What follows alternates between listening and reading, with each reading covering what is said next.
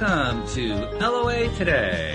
I'm Walt Thiessen. With me today, the millionaire coach of millionaire coaches, Daniel Mangena. This is your daily dose of happy.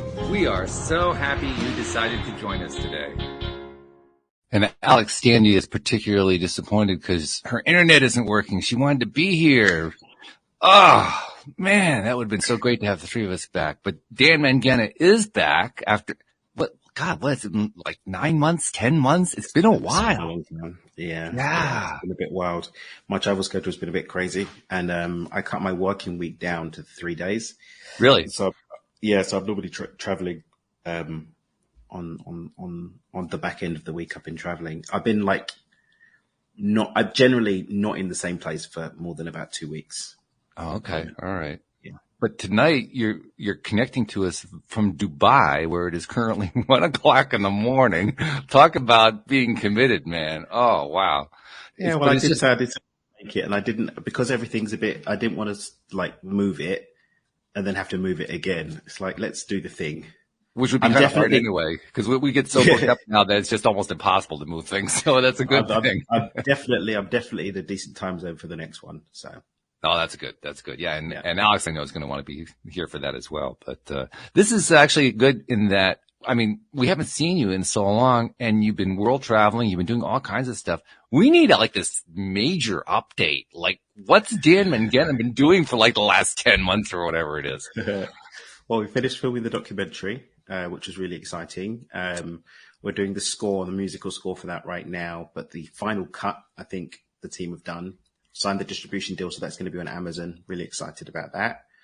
Tell us more about that. Before we even get any further, because people may not have even remembered that you were doing this documentary. Yeah, so obviously we were planning this for quite a while. We had a lot of challenges getting the right people to speak to. We had a lot of doors closed in our faces. We're reaching out to different people, and then thankfully the professor who was helping me put together my proposal for my PhD. He's a tenured neuroscientist, and he agreed first and foremost. So he was our first one. Dr. J was our first. And then he put us onto some amazing people. And we found that, the three scientists that we ended up using, they were really balanced because none of them are woo-woo. They're not nice. Out there. They don't believe in the law of attraction specifically. Right. They're hard data scientists. And so, we've got Dr. J, who's a tenured neuroscientist. We've got Dr. Senga, who's a medical neurobiochemist or something like that. Okay. And we've got Dr. Keith, who's one of the scientists who worked on the MRI machine, actually inventing and building the MRI machine. Oh, really? So, wow. Yeah. So we've got real scientists, and we're really taking a data-driven, hard, real textbook science look at what is this manifesting thing? What does it really mean? Is there any science to back some of the commonly held ideas and concepts around manifestation? Which of them are real? Which of them are not? And which of them can we integrate into our lives? And that's what we've done with the film. Wow. Can you clue us in on what any of the conclusions are, or is that giving away too much? You'll have to watch the documentary. You'll have to watch. It's not long. I think the final cut's about 40-something minutes. It's not long. Yeah. What's the name of it? Manifest Nation. So you can go to manifestnationfilm.com and sign up. There's a trailer on there now, but you can sign up and get notified as to when it's going to be out. Oh, cool. So we can go see the trailer. That's good. Yeah. All right. Yeah. Well, congratulations. I mean, that's a big project all by itself. That's been good fun, and looking forward to really focusing on that and moving on to getting that out, promoted, shared, and then looking at the next film projects. That's going to probably be a major thing that I'm doing this year. Another one. Oh yeah, that's what I want to do. So I've got quite a few ideas. Really? Wow. Yeah, so that's what I want to be doing. So because the thing is, it takes a long time, especially when you've got people and you've got to wait for their schedule. Right. So we're discussing filming multiple at the same time, going and getting footage and putting them together at the same time. And then as they're ready, then we schedule them to release. So we'll probably release a couple a year or something. So a lot of overlap between the different documentaries are basically being tied together through similar but not the same concepts. Not even that. It's that, let's say for example that you were going to be in one of them, right? I've got to tie up my schedule and your schedule, our team's schedule, to be able to get the crew over there to come and meet with you. I see. Okay. That might not be for 10 months. Right. And in the meantime, there could be other ones. So it's just as we're going along, we're collecting the footage, and then, we're going to be here. can I get across to that person? Can I get across to that person? Can that person get across to us? Blah, blah, blah. And just gathering the footage up and then, putting that together. And then the process of editing and cutting and grading and all of that stuff takes some time as well. Yeah. Pretty exciting though. You become the film producer. Yeah. So I invested in a studio last year called Abundant Studios. I love the name. One of my favorite, like 22 Emmy Awards. Wow. Yeah. So I've jumped in on him. So I've got some producer credits. I've got an executive producer credit, obviously getting to be a bit behind the scenes and seeing, how that caliber of documentary film is made, and bringing that experience over.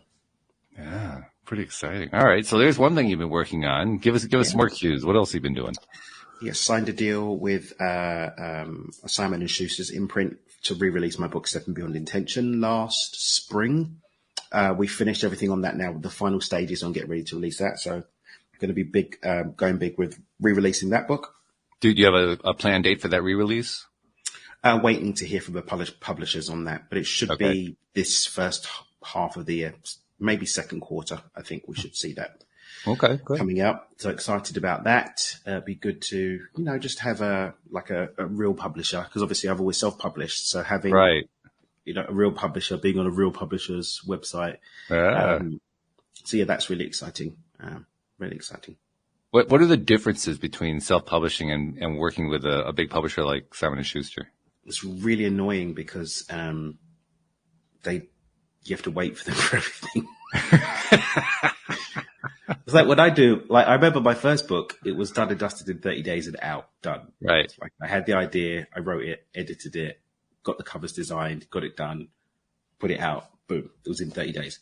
The book already existed and it's taken nearly a year just to get it back out again. It was already written, Right. So, but they gutted it and, tidied it up and did some wiggling around, and we had to go through the whole thing of choosing the new cover and all that kind of stuff. And so it's a second edition, but it's a pretty major new edition. It's actually a third edition. Third edition. Yeah. So I actually did the second edition myself with a new cover. Oh, okay. We had another cleanup. We did that, I think, 2 years ago now. Oh, okay. Put a new cover on it and whatnot. And then I had the option to do a completely new book, for this deal, which probably would have taken us another year on top. Right. Way. But I was like, I haven't really done enough with this book. It hadn't even done 10,000 copies yet. So it didn't really make much sense, doing that. I think Money Game, we've done 10,000 copies of Money Game, I think. Okay. We've done a lot of Money Game copies, but for the most part, we've kept Money Game available through the website for $1. Right. And so it's been easier to move that one, to move more units on that one. But this isn't one we've really ever done at a low rate. It's always been sort of it's easier for someone to take a punt on me for $1 than it is for 20. Yeah. That's right. Yeah. So yeah, I just said, I want to see where I can take this book before I think about the next one. Right. And then, and also once we've seen what this book can do in terms of getting some numbers behind it, then we'll see maybe if there's because this was just so this was the hybrid deal that I did with this one. So the difference between a hybrid deal and say a traditional publishing deal is, number one, I get 85% of the revenue instead of 15% of the revenue. But then I have to do a bit more work basically, and I contribute to the marketing costs and stuff like that.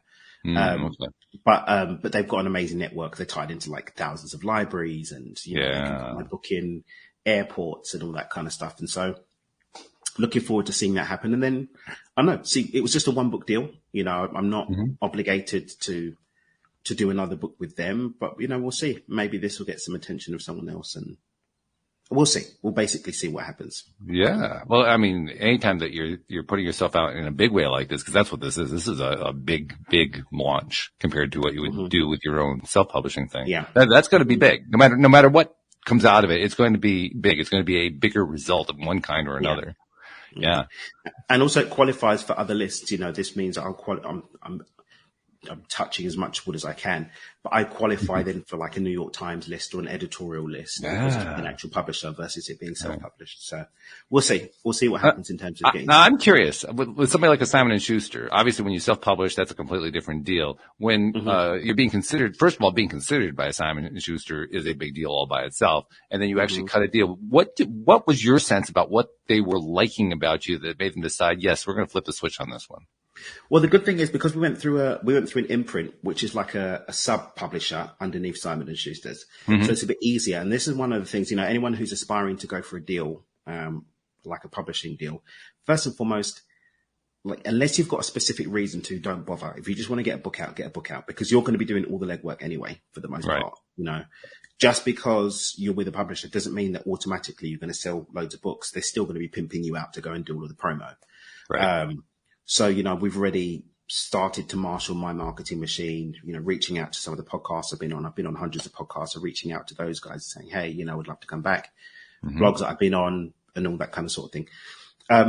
So it was really, it's not really that big a deal for them because they're not really investing as much in because I'm contributing to the cost because it's a hybrid deal. So it's like the risk gets split. So I've got a big enough audience, got a solid podcast, got a bit of street cred, so to speak.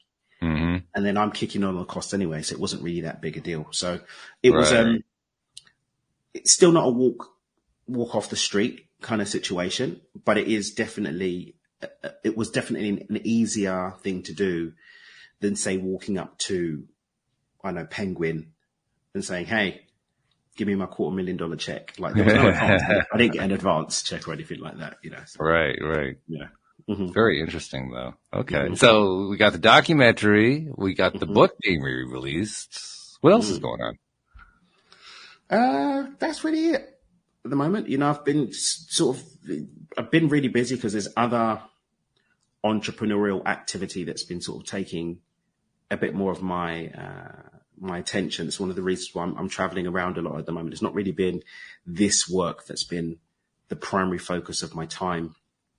So just sort of getting clear on what I want to do with this work kind of stuff, what I want to do with that, kept with the podcast, sticking with the films. We've got the book coming out, but we'll see. I'm not really sure what's going to go in that. We got my last Alchemy of Abundance event in April. Oh, okay.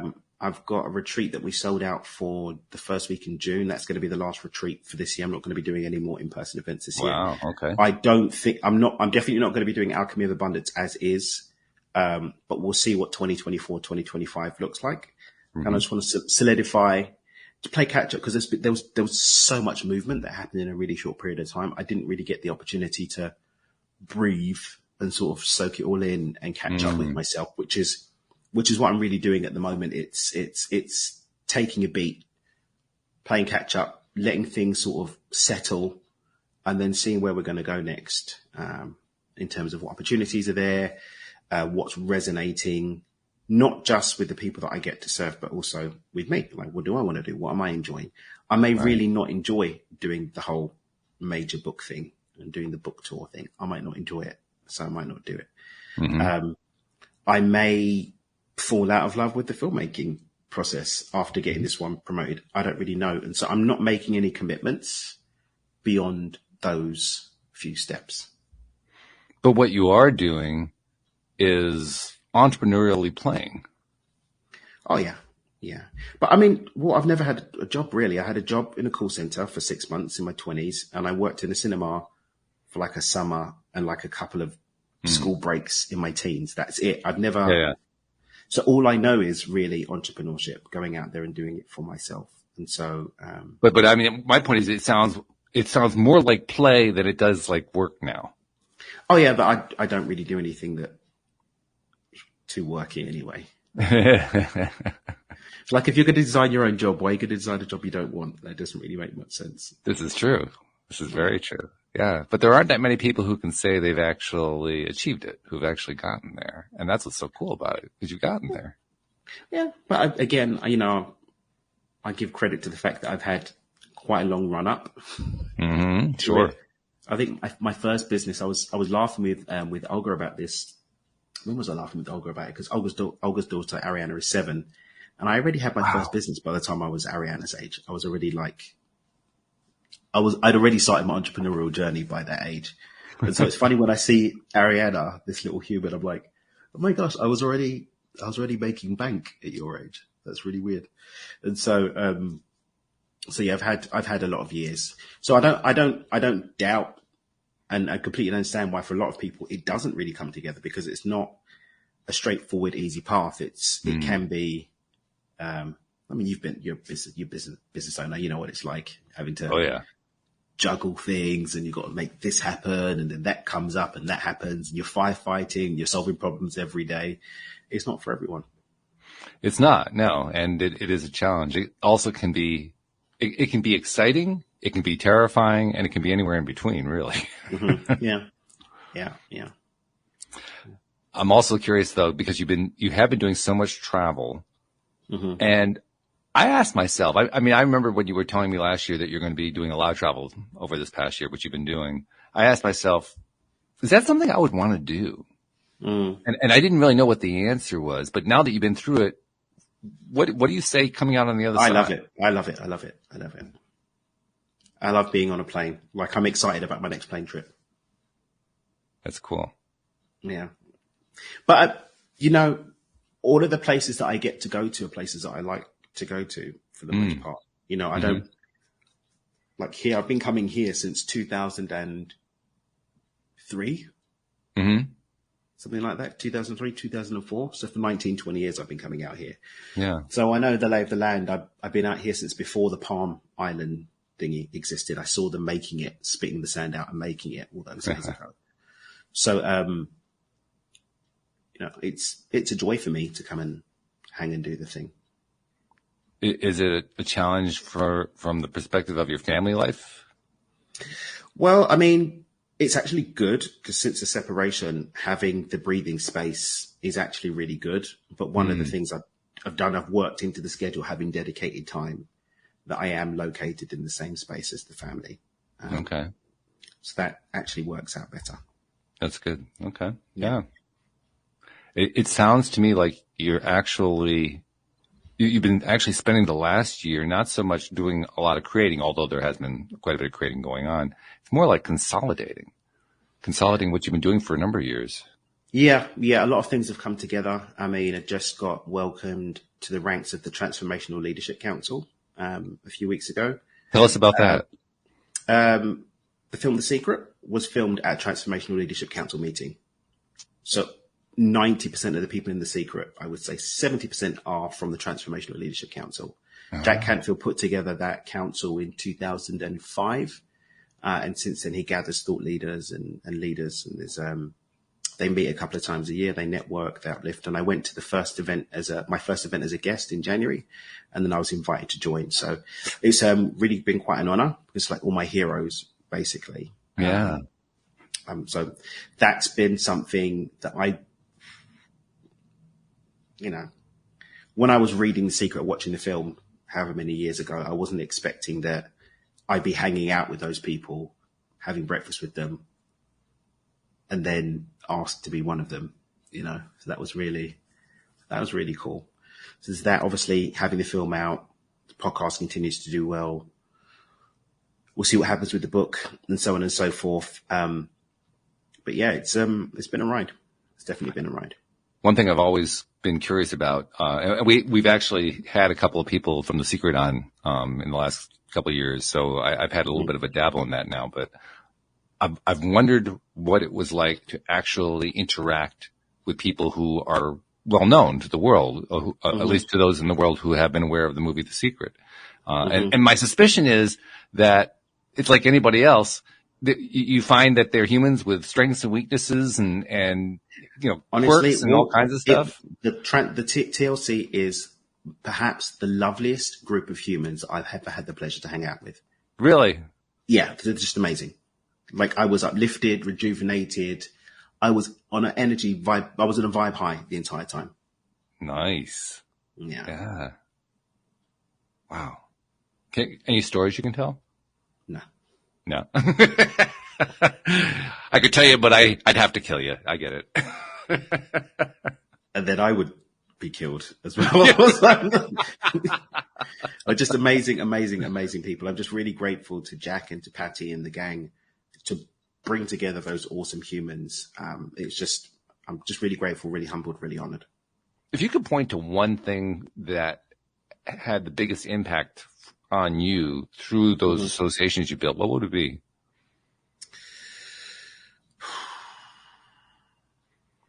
Anyone who doesn't feel that they get some kind of weird imposter syndrome or something like that at some point in the journey is full of it. Everybody does. But when you've got like the biggest leaders in personal development sitting and giving you genuine feedback on the work that you're putting out in the world, pretty mind-blowing. Yeah. And you pay close attention, I imagine. Yeah. Yeah, because that's not just like, that's not like your average Joe saying, well, here's what I think about your latest book or something. Like, no, this is the cream of the crop saying, you might want to think about this. Yeah. And, I really like this. Well done. You're doing really good with that. I'm loving your podcast. Yeah. Oh, nice. Yeah. Yeah, because when you're a podcaster, you get a little bit of an idea of who's listening, but for the most part, you don't know. No, you don't know. You just see the downloads happen. That's it. That's about it. You don't even know if they listen to it. It's downloaded. That's it. Yeah. Let's be honest. There are a few podcasts I've downloaded that haven't been listened to yet. I hear you. But we're grateful. I hear you entirely. Yeah. So overall, then, this has been a pretty cool year for Dan Mangena. Yeah, very cool. Lots of shifts, changes. Ethan's getting a lot bigger now, so that's really weird. How old is he now? He's 2. He's 2. Yeah. Yeah, he's 2. He's communicating and he's active, running around and making sure you know what he wants and doesn't want. So yeah, it's funny. It's good. What's it like from your perspective to see your child or your children actually with the two of them growing up with the influences that are a big part of your life? I mean, you've learned stuff, you actually teach stuff that is outside the norm. It's not outside what most of society is even familiar with. It's very advanced. It's an advanced form of living and learning.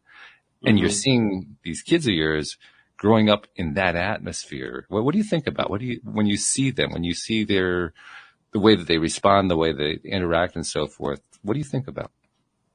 I'm really grateful that Olga's so committed to her spiritual practice and her spiritual work, because that means that they've always got that anchor as well. It's not like a fleeting thing and out. There's a consistent energy that they get to access from their mum.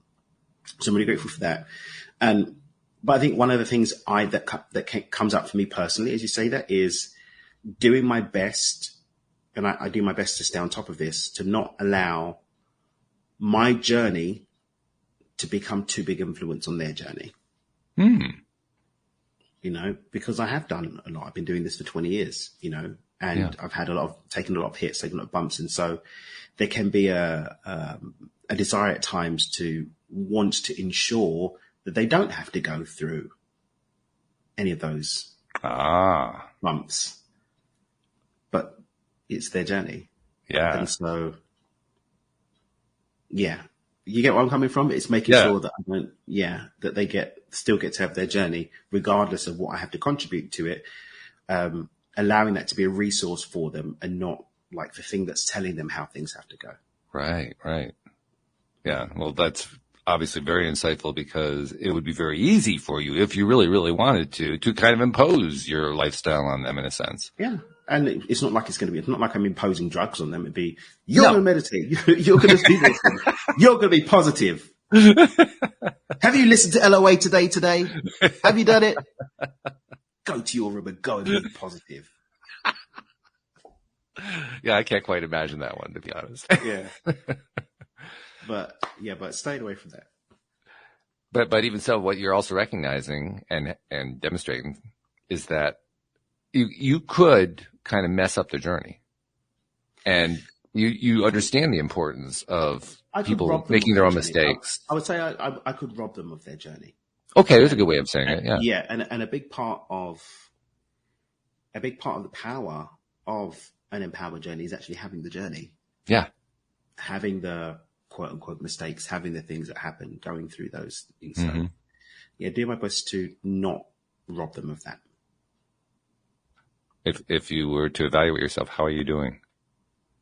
Well, I let them get on with it. So hopefully not too badly. Hopefully not too badly. I do let them get on with it. Also, since Olga is on her own spiritual journey as well, I'm wondering, does she mirror that approach? I mean, how does she approach the whole thing? I don't really check in on how she does it. Oh, okay. Because that's her journey. Yeah.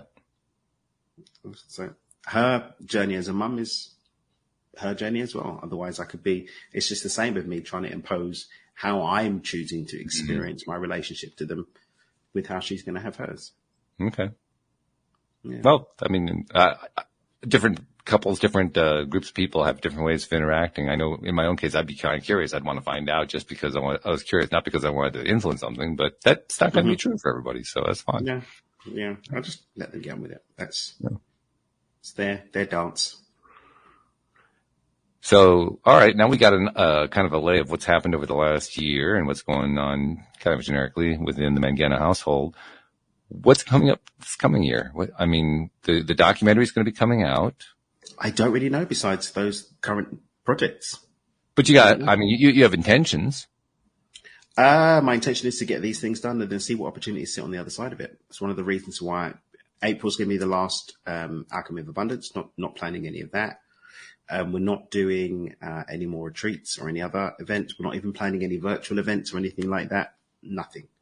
Just letting these things play out, throwing ourselves fully into those, giving space. That may be the thing that ends up taking up the rest of the year. So my big thing is not giving myself too much, giving myself lots of space. Essentially giving yourself the opportunity to decide based on what happens, what you want next. Yeah. Yeah. So last year was the first year I took off 2 months instead of just my December, although I didn't end up actually having my December off, which was hilarious. So July and December off. I've got like a family trip. I'm going to, I'm attending an event as an attendee. I'm going to the next TLC meeting in July. So that's my July wrapped up. And then, as the listeners remember, December is completely birthdayed out. Right. For me, everybody's birthday is December, both kids, Olga, my brother, his wife, his son, mine, all in December. So I've got those planned. I'm going to Necker Island in 2 weeks, and then I'm going to be going again in September. So that's that. I know that I really would like to go back to Greece again at the end of the season next year, September. So that's kind of, those are things I know are happening. Definitely going back to Necker in September. Really 90% sure would like to go to Greece. Taking off July and having some fun. August is up in the air. I don't know what's happening. October, I don't have anything set right now. November, there's a trip that I'm going to be going on, but that's about it. And then December, I'm chilling. So that's as much planning as I've got. And the rest of it's going to get filled in. And I know what you mean by Necker Island, but many people don't. Tell people again what that's about. And we talked about this a couple of years ago, but that doesn't mean, the memories. Yeah. One of our entrepreneurial heroes, Sir Richard Branson, he's got an island in the Caribbean called Necker Island. And I'm part of a mastermind that goes there every year, but then I'm going back independently on a trip there in September. Nice. Yeah. I know there's no way to really compare them, but I'm going to ask you to compare anyway. You got the transformational leadership. You got what goes on in Necker Island. How do you compare the people there? Yeah, they're different groups, different things. Necker, it's all entrepreneurs. When I go with Mavericks, and Mavericks is a group of impact-driven entrepreneurs run by Sophia Umansky and Maverick Yannick Silva. They're really cool people. They go with some really cool entrepreneurs, and obviously Sir Richard's a hoot. So, that's one kind of event. And then the transformation leadership camps is a completely different type of event. So they're apples and oranges, but both amazing experiences. Not really comparable. Yeah. Yeah. And I do remember a social media post of you playing chess with Sir Richard. Who won? At the moment, it's 2-1 to me. Ah. But I'm pretty sure he's hired somebody. No, so basically what had happened was, I was playing with a really cool guy called Jayesh. We were just playing, and so Richard's got chessboards set up all over the island with these amazing views. Like, you've got these amazing vistas looking out onto the ocean. And me and Jash are just playing, and neither of us noticed Sir Richard had come up behind us. Was like, "I'll play the winner," and we were like, because it was like the first day on the island. Oh, okay. It was my first time there, so I didn't know the way it worked. And the way it works is, for the Mavericks trip, Sir Richard arranges his diary to be there. Oh, okay. So we have breakfast with him, we have lunch with him. He's just hanging out. You can go play tennis with him, and blah, blah, blah, blah. He's just hanging out. And so he's just walking around the house, like, yep. But there's Richard Branson. Like, he just. And at the time, I've been looking up to him for 30 years. He's been like an entrepreneurial hero for me. So it was really wild. So anyway, later that night, was it that night? No, it was the next day. The next day we had a party. We're all in flamingo outfits. That's why I'm flamingo onesies. That's why I'm in pink in the picture for anyone who sees it on my Instagram. So we're sitting down, talking, and he comes in and he goes, "Oh, hey, you come on, let's play the game." We'd had a chat earlier. We went for a hike earlier that day, and he and I had some time together. And we had the game, and I won the game. And he got up and left the party when I won the game. And a couple of people like, you beat Richard. Yeah. He's very competitive. You probably shouldn't have done that. Yeah. Like, he didn't come back to the party. He was really pissed. Because there was loads of us watching the thing, and people taking pictures and taking videos and blah, blah, blah. And so we had another game. No. The next day, we had an event, we had a thing in the evening, and he's on the microphone, and he goes, "What's this guy still doing here? Have you kicked him off yet?" And he kept making all these references to it. I got really uncomfortable. Then we had a second game, and he won the second game, and I was like, "Cool, right." And I spent the rest of the week running away from him. I was hiding. Because he's like, "No, we have to finish the match." I was like, yeah. And I was like running, and people were like messaging me, "Richard's looking for you." He said, "Can you meet him at the," because he's got the different boards all over the island, and he kept calling me. I was being summoned to these different chess areas, and I was like ignoring the WhatsApps. I'd see him at dinner. Oh yeah, of course. Oh, yeah, definitely. I just had a few things to drink, whatever. And then he was supposed to go to Mallorca on the Friday. And so Friday afternoon, I came up for air thinking it was safe. Sitting down, he was supposed to leave that morning. He came, he tapped me on the shoulder. He says, "Come on, we've got a match to finish." Fudge. Anyway, I could see I was going to win the last game. So I said, "So Richard, why don't we make it the best of 5? I'm coming back again. We'll finish it up next time." And so I finished up that game, and that's why I asked for a picture for my mum, and that's when he took the picture of him strangling me. I took a selfie, and he starts strangling me. So yeah, that's the picture that I've got of me and Richard, and the backstory to it. But but he's immediately afterwards, the weeks after. So I think I was there in April. If you look on his Instagram in the weeks after, he's always got a chessboard in front of him. Mm. He's got world-class windsurfing coaches on the island. He's got world-class tennis coaches on. He just has them come and live on the island and just work with him every day. Yeah. And he's a multi-billionaire, multi-billionaire. I wouldn't be surprised if he's got I don't know, Magnus Carlsen or someone like that, just in his house, just giving him lessons every day. Right. Yeah, it'd be something to be coached by Gary Kasparov or something. Yeah, I wouldn't put it past him. But I think that appetite to win has definitely been a contributor to his success as well. Yeah. Not just the appetite to win, but the determination to go at it again when he lost. Yeah, I mean, he's just a fascinating, amazing human to watch in action. To hear the things he loves to talk about, the things that he cares about, the things that interest him, the things that light him up. It's no wonder the amount of you see like him on TV or whatever. He is that person. This is just a genuine reflection of who he is. Loves to have fun, loves to create value, really, really cares about human, really, really cares about impact and cares about making the world a better place. Yeah. Very interesting. Now, you also mentioned a few times in describing your itinerary, you mentioned Greece a few times. Tell people why Greece is so important. It's not so important. I went there to speak back end of September. Beginning of September. I went there to speak.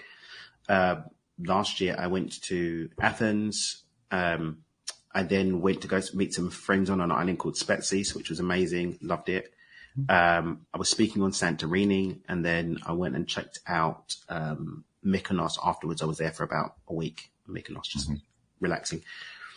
And it was lovely, magical place. Really, really magical place. Made some really cool friends, and yeah, looking forward to going back. So I want to check out some of the other islands. Okay. Maybe do a little island hop for a week and check out a couple of different islands. Get out. Look who made it, Alex. Get Sandy. out. Get out. I forgot about my phone. Duh. My Wi-Fi's down, but it's okay. I'm using the Xfinity Wi-Fi and I'm on my phone. I'm here. Boom. Gotcha. As long as the battery's good. I love it. Yes, I am plugged in. I'm good to go. You're good. All right. Amazing. Well, but yeah, that was it. We've been getting Dan's history over the last 10 months or so since we last saw him. Damn, it's been that long? It's been a while. It has. Yeah. I'm not sure exactly how long, but quite a while. More than a few months. Let's put it that way. A little bit. He was just giving us a little story about how challenging it is when he defeats Sir Richard Branson at chess. Ooh. Yeah. That's gotta be a big ego boost. Well, the way he was telling it, it's more like, Big yeah. I'm waiting for the hitmen to come through the window. He said, not on my island. Yeah, he did actually literally said that. Literally. But yeah, we'll be picking it up when I'm there in a couple of weeks. We'll see. But what you were describing about Greece, I mean, it isn't so much apparently any particular thing that goes on there. It's just that you've had a lot of great experiences there. Yeah, it was just lovely. I mean, I didn't like Spetses. I don't feel the desire to go back to, but it was a lovely experience to go there. And I feel that there's probably going to be a lot of islands that I'm going to have that experience of like, oh, it was nice to be there for a day or two, or whatever, and keep it moving. But I definitely want to do a good few days on Mykonos again. There's I've got like a couple of spots that I like to eat at and go and shake a leg in and whatever. So I definitely want to go and do that. Santorini, I don't feel called to go back to Santorini. It's fine. Did it. Very happy. Lovely. Got the pictures. White walls and little blue lines, great. Fabulous. Instagram. But I want to check out some more of the islands. Nice. Okay. Yeah. And Alex has been dealing with, I don't know if you're aware of what's been going on with Alex Daniel. She's been going through all kinds of real rough crap the last year. I mean, really, really rough. But I'm on the other side of it now. You are? Yeah. I am. I'm feeling much better. Off the pain medication. Everything's looking up. Pain medication type. Oh, situation. Yeah. I had to have, they cut my whole flank, man. I was like a side of beef. It was crazy. Yep. Rooted a tuta. Oh, yep. They had, my lung kept filling with blood, so they had to, they were draining it every week, and every time they drained it, they poked another hole in the lung, so they had to clear all that out. It was creating like little tiny honeycombs in my lung. And then I had to have my last ovary removed at the same time. So it was it was a long surgery. I think I was in surgery for like 9 hours and then in the hospital for a week and then on bed rest till today. Wow. Mm-hmm. Quite the trooper, aren't you, Mrs. Stande?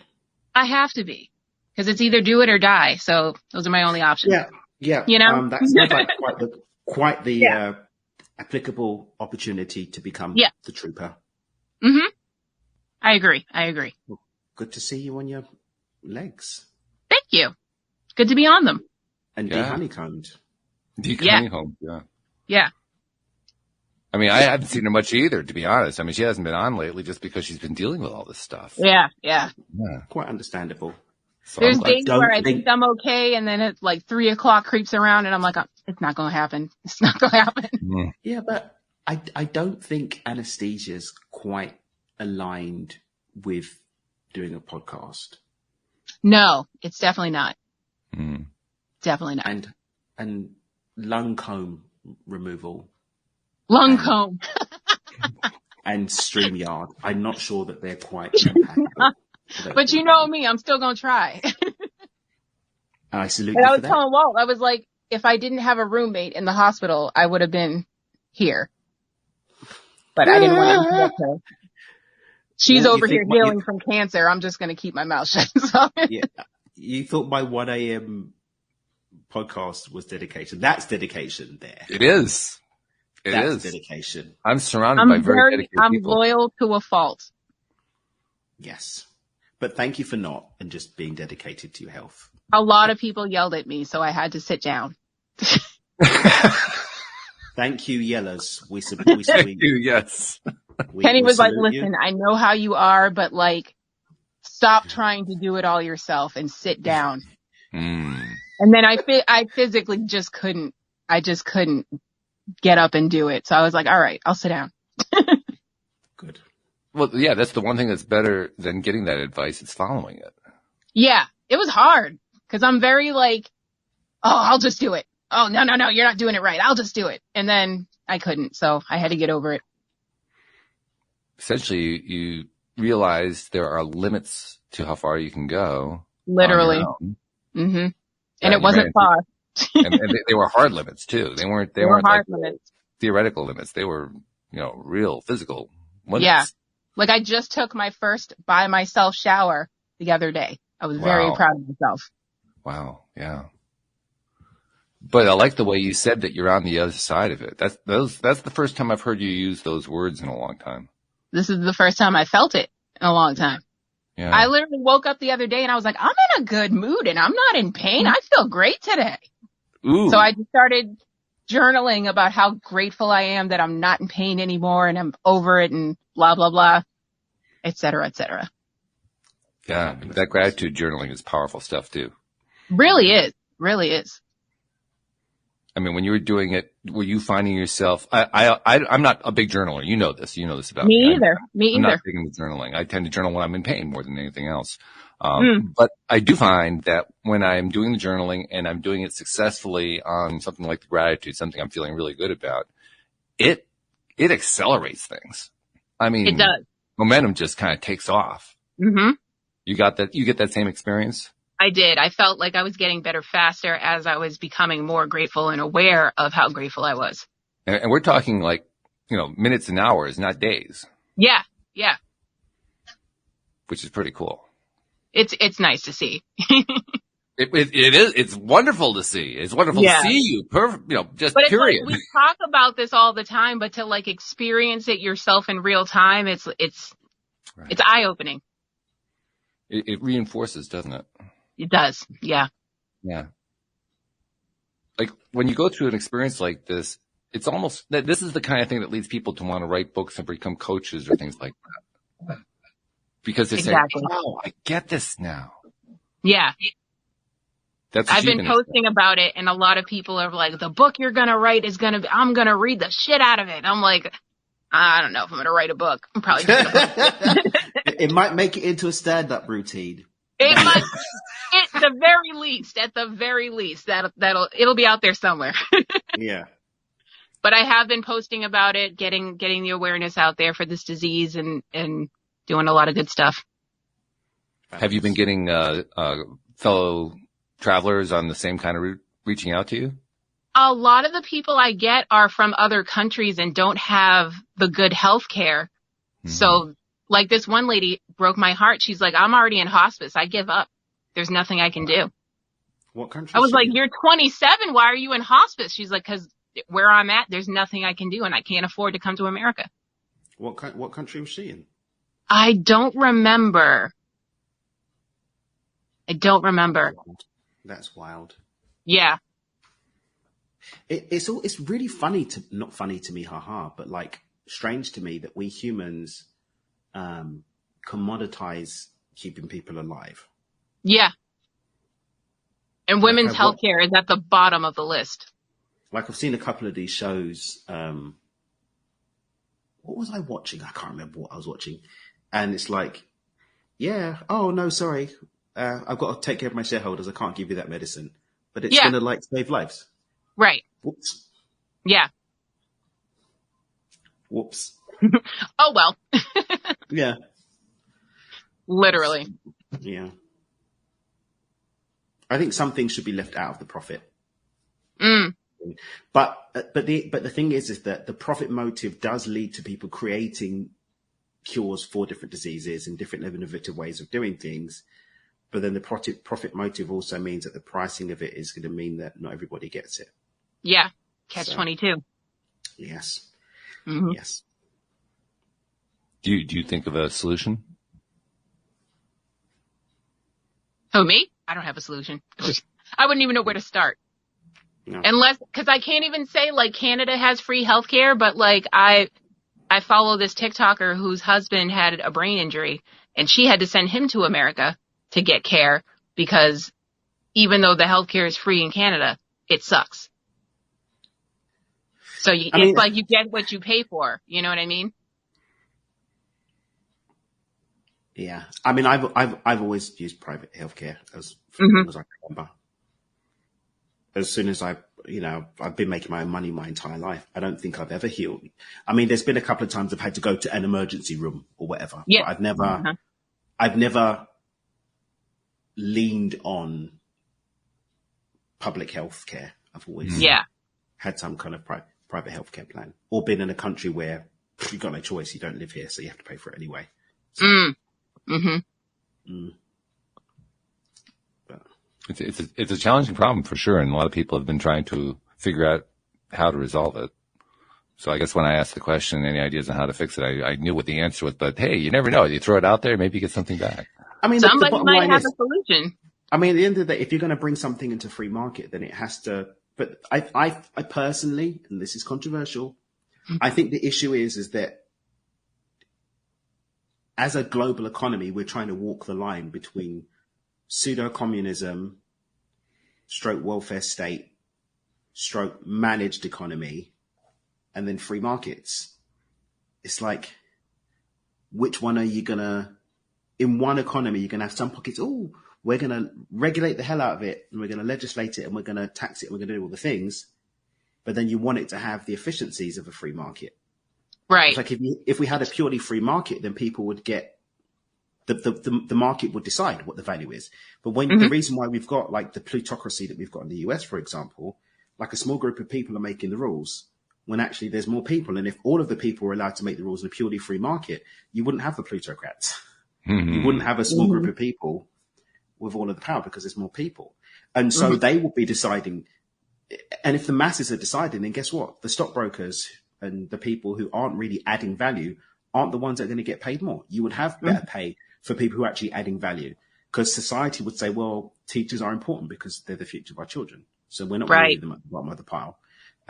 We need healthcare. It's in everybody's interest for us to have healthcare available for everyone at reasonable prices. I don't think you would have free healthcare in a free market, but it would probably be better reflective of equality, and people will probably have sufficient wages to be able to afford it, or there'll be free market solutions to create the gap, like insurance and so on and so forth, but it would operate in a free market rather than being controlled.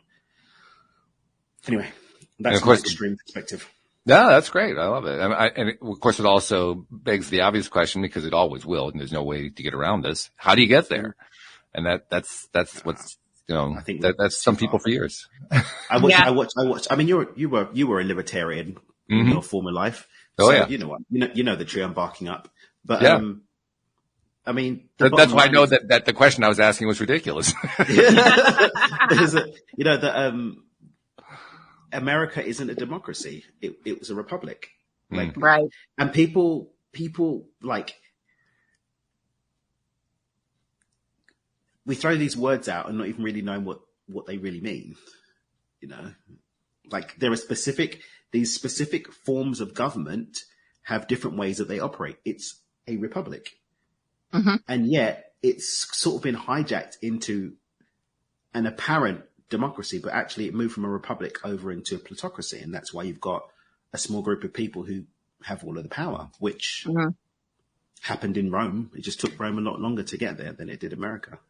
And America was modeled on Rome, so it's not a surprise that the same insidious outcome has ended up happening there. It's really a very astute observation that it turns into a plutocracy, because really, if I wanted to label what we have is a democratic republic. It's not a republic. It's not a democracy. It is a blur of the two. And when you blur the two together, what do you end up with? You end up with a plutocracy. That's just the way it works. Exactly what you end up with. I mean, it's funny for me, like coming from the UK, because like they're not even fronted. Like, we're royalty. You're giving us money, even though we don't actually do the same things that we used to do. But just give us money, we'll wave. Give us money, we'll wave. we're gonna then give some land and some titles to a few people, the House of Lords, and they're going to decide which rules you're going to be able to live by, and then we'll give you your members of Parliament, but you need money for that, so they're going to get their money from us. So you common folks, good luck. And that's basically what happens. But there's it's like, anyway, it's no wonder you get the eat the rich movement and so on and so forth. Yeah. I know that from my own journey, as I moved away, first it took me a while to move away from that whole libertarian belief system. Mm-hmm. And what finally, I don't know, convinced me, it's sort of it. I was actually convinced before I made the move. But I guess what made it all real for me, maybe that's the best way to say it, is the recognition that there are no political solutions. Sting had it right. There is no political solution. It doesn't exist. Right. Politics is the problem, not the solution. We keep looking back to the problem for the solution. Mm-hmm. Mm-hmm. Yeah. So if it's not a political solution, then what kind of solution is it? It's a humanity solution. I was just going to say, it's the people. Like, if instead of looking to a small group of people to tell us what to do, we simply said, hang on a minute, what's going to be in the best interest of my family, my community, my country, my people, my race, as in human race. I'm not trying to say we go to the illusion of individual races. Thank you. If we did that, I think we'd probably do a lot better than trying to argue over which nonsensical political. It's like in England, the Conservatives and the Labour Party. There used to be a difference. There used to be a difference. And then Tony Blair came in with New Labour, aka red-coloured Conservatives that are a little bit more moderate. That was the end of it. That was the end of it. And for the US, I mean, I don't know. I don't want to get too political about the US, but like, you know, I'm not sure it's possible to not be too political about the U.S., to be perfectly honest. Like, it's such a heavily politicized country. But it's just like Republicans and Democrats. I still don't understand why anyone thinks that either one of them actually care about you. It's like, they're exactly the same people. Just the only difference is that one pretends to like you and the other one doesn't give a flying flugelrod. Right? It's like, I remember seeing like a post. The Black Lives Matter movement were like, yeah, like they didn't get included in the political process afterwards. They're like, hang on a minute, we're supposed to get a seat at the table, but nobody's taking our calls now. We got you the vote. It's like, what were you expecting was going to happen? Right. That's how it goes. The integrity-driven politicians were going to get your support and then honor their promises. It's like, yep, it's politics. I hear you. It's politics. It's a duplicitous game designed to keep control in the hands of a few. Yeah. And the thing to understand about politics is not about, what was the word you used? Integrity? Politics is not about integrity. Politics is not about what's right. It's not about goodness. It's not about the things that people like to associate with it. Mm-hmm. It's about power. And it's about using power to impose your will on somebody else. Right. And it's like the antithesis of integrity. But it's not, and it's not always negatively used. I'm not saying that all politicians are bad people or whatever. Right. But the system as a whole wasn't designed for the thing that people think it was designed That's for. Right. It was designed to control people. If you look at, if we go historically, the people who had the power controlled people, whether they had swords, spears, guns, cannons, whatever. I've got the power. I'm going to control you. You're going to do what I say. You don't do what I say. Okay, I kill you. Simple. Okay. You're going to listen now. Okay. And then the people with power would control the resources. And you'll be happy if the people who have the power control the resources have benevolence not to make life too crap for everyone else who doesn't have everything. That's basically the long and short of it. You have peace and prosperity. Everyone gets the opportunity to live their life. They work their farm, they work their factory, blah, blah, blah, do the thing. Boom. And then over time, more and more people started abusing that power. And so people started to rise up. And so they gave them these little systems and structures to believe that they actually had a bit more say in things. We had the Civil War in England, and Oliver Cromwell comes in, deposes Charles. We have the Houses of Parliament where the common folk actually then balance out the House of Lords, but then it's the same people in both of the places. It's like, but we've got our vote and thing. Mm-hmm. So I think if we're gonna use the system, use it better. Actually, maybe stop following this nonsensical story of bipartisan and start voting for people who actually maybe represent the values that you want. And the thing I remember, there was a guy called Andrew Rosendale, who was a conservative parliamentary candidate for the area where I was a teenager. And it was a heavily Labour area because it was working class, right? Working class and middle class people. And I don't think there'd ever been a conservative person who'd ever pulled it off. But he came door to door, literally. He came to everybody's door.